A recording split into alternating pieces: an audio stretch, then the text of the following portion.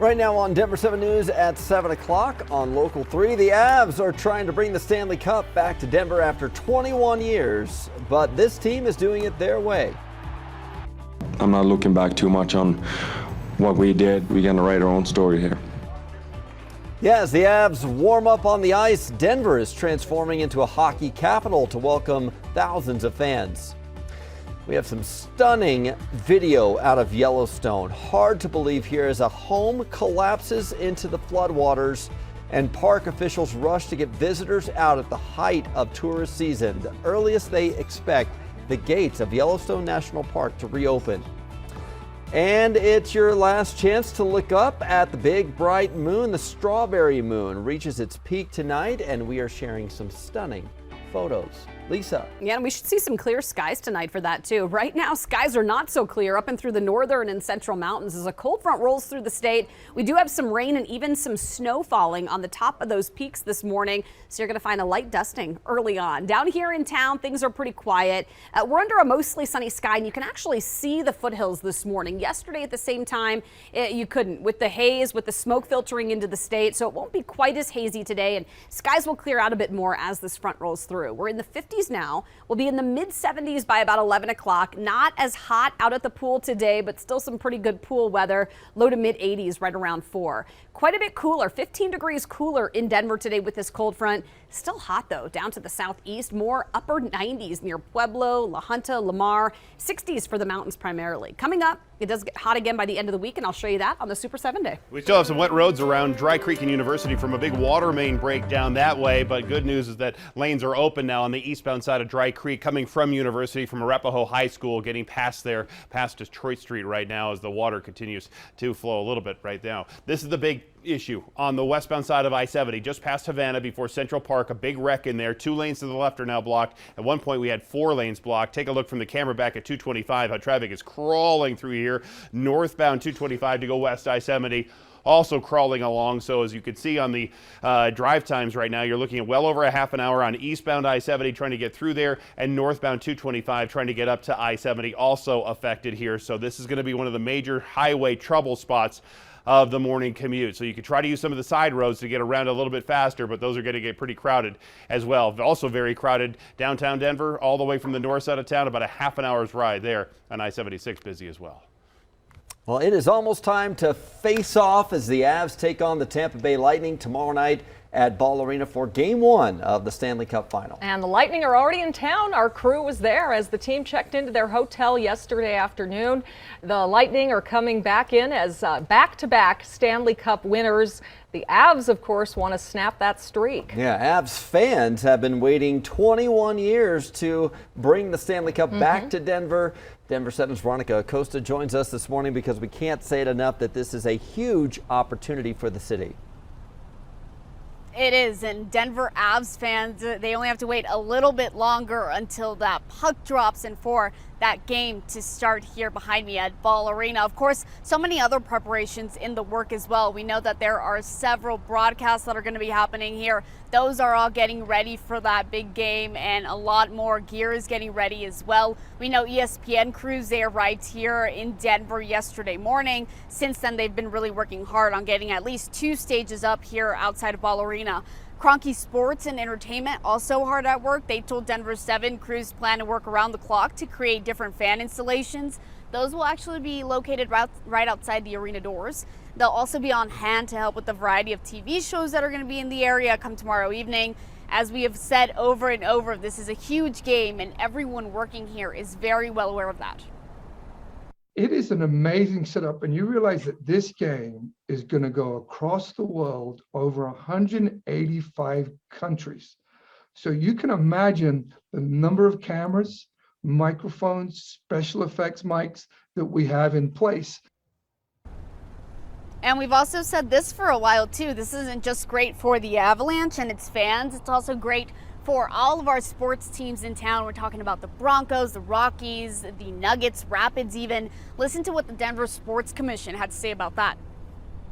It's really hard to overstate the significance of hosting a major championship series like this. I think people are going to understand that we're a major sports destination. You know, I think you can feel it with our fans and people going to the game. It's pretty palpable. the excitement that's going on, and it hasn't even started yet. So.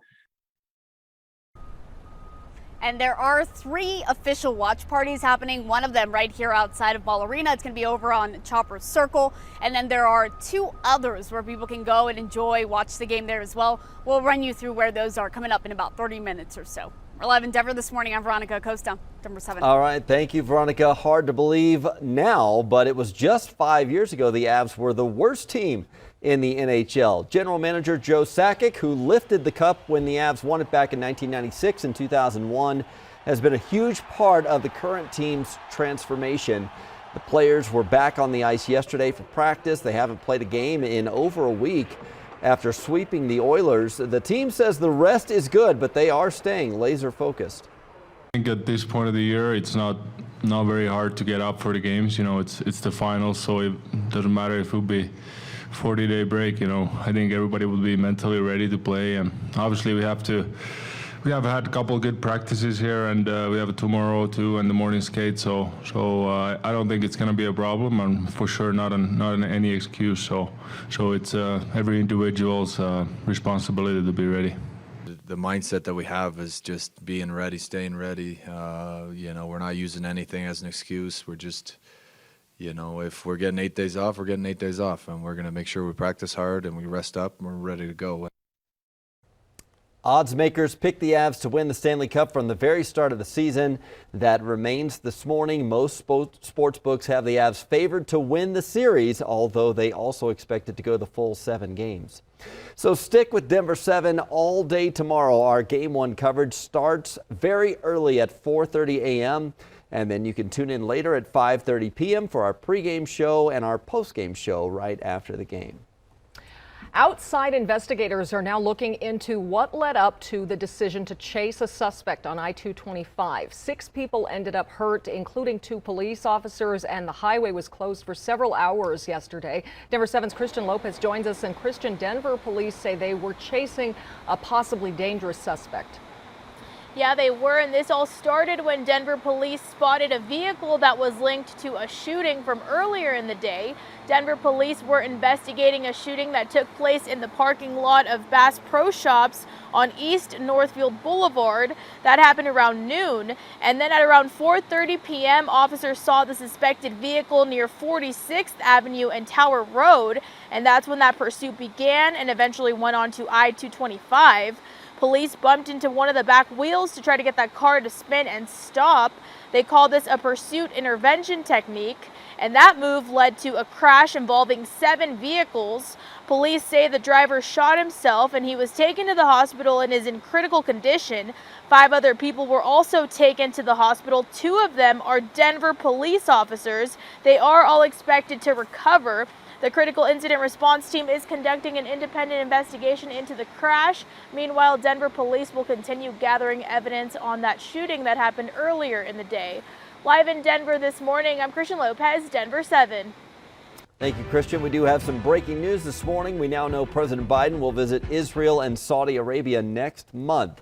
It will be his first trip to the Middle East as president, and a shift from his 2020 campaign when he promised to make Saudi Arabia an outcast because of its human rights abuses. But the announcement comes as the White House faces pressure to address record high gas prices. As we check out the prices this morning, the national average is just over $5 a gallon. It has been that way for about a week now. The Colorado average is a little better at $4.89 a gallon. All entrances to Yellowstone National Park are closed this morning because of what officials called unprecedented flooding and mudslides. This drone video shows how high the river is rising. And check out what happened to one home washed away by the heavy rain. Oh, you can see, there it goes.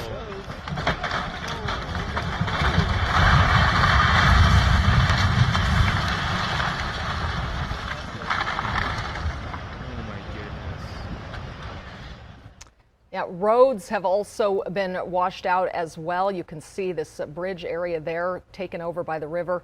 Park officials say the closure of the park will last at least through Wednesday. The rain is coming right at the height of the summer tourist season. Over 3 million people are expected to visit Yellowstone through the fall. Parts of Rocky Mountain National Park are also closed because of flooding. You cannot get access to the North Inlet Access Road, East Inlet Trail, Bowen Gulch, or the Holsworth Historic Site. Well, you have one more night to check out the strawberry moon in full. Yeah, check out these photos from our Discover Colorado Facebook group. It's called the strawberry moon not for its color, but because it takes place during strawberry harvest season. Astronomers call it a supermoon because it occurs when the orbit is closest to the Earth. The strawberry moon is expected to reach full brightness tonight. And of course, we want to see your photos. You can post them anytime on the Discover Colorado through your Photos Facebook group. Wall Street is tumbling right now. We're breaking down what a bear market means and where all three major indices stand ahead of today's opening bell. And Airbnb is making it easier for travelers to enjoy a little wine with their trip. The listings you can find in Colorado.